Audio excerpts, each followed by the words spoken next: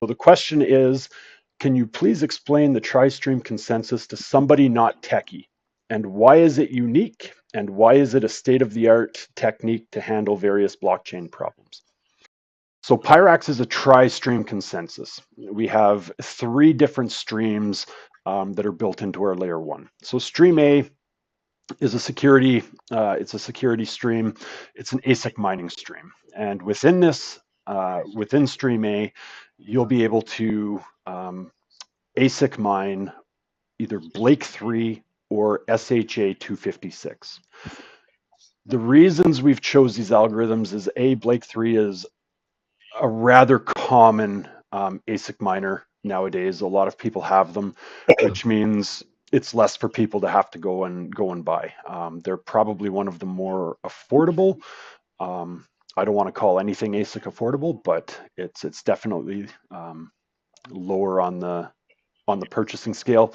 And SHA 256, we decided to go that way just because of Bitcoin's current mining state and how energy inefficient they are to use on Bitcoin. A lot of folks have shelved or shut down their SHA 256 mining operations just because the energy costs are too great.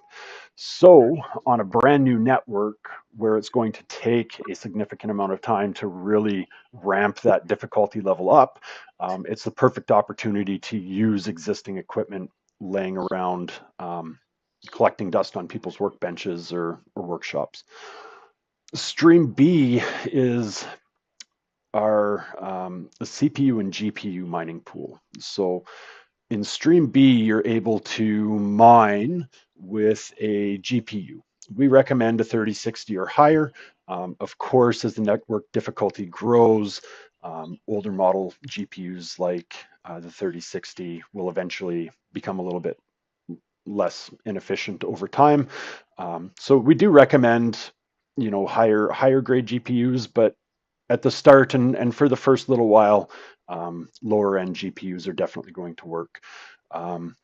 So the algorithms in Stream B are going to be the Kapow algorithm and the RandomX algorithm for CPU mining.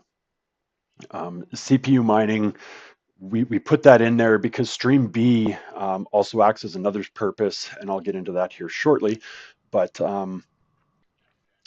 CPU mining for those that aren't super tech savvy, I will say it can be hard on your on your CPU. So if you plan on mining this with your everyday computer, you might want to consider upgrading your CPU because I've watched people burn their machines out mining with CPU. The real reason for Stream B is this is where we're going to power our AI inferencing and machine learning network through. And we'll get into this a lot more in depth, probably in the next AMA. But Stream B is where you're going to set your machine and essentially allocate either GPU power to our inferencing network or CPU power to our machine learning and computing network. Stream C is our validation. It's our validation stream. So essentially, how this is going to work, you're going to dedicate a little bit of computing power, and you're going to require to stake PYRAX tokens, fixed amounts, to be able to validate. And then as you're completing validations, you're earning rewards, the same as a miner would earn block rewards.